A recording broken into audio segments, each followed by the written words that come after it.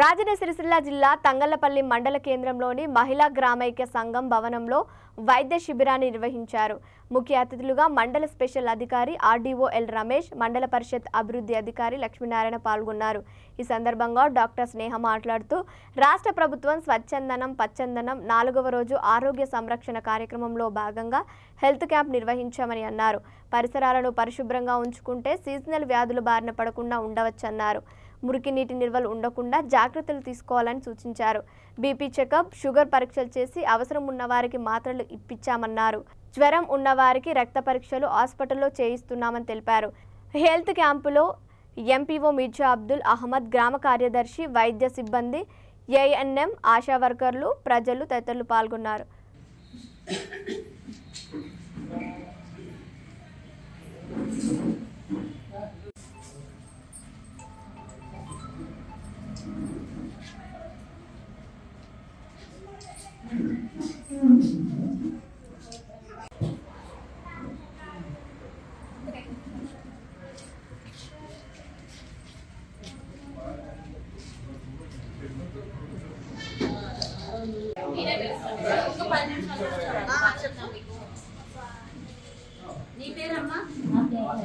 Transfer అయినా Takkalapalli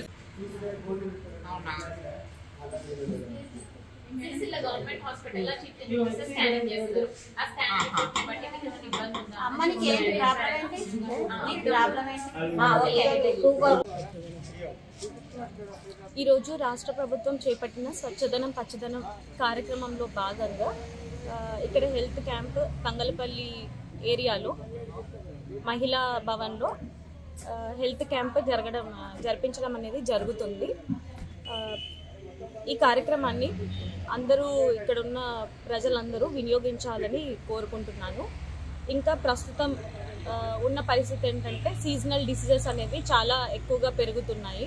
dengue, malaria ఇవన్నిటిని తగ్గించడానికి మన రాష్ట్ర ప్రభుత్వం చేపట్టిన స్వచ్ఛదనం పచ్చదనం కార్యక్రమంలో భాగంగా అందరూ తమ పరిసరాలను మంచిగా పరిశుభ్రంగా ఉంచుకోవాలని కోరుకుంటున్నాము.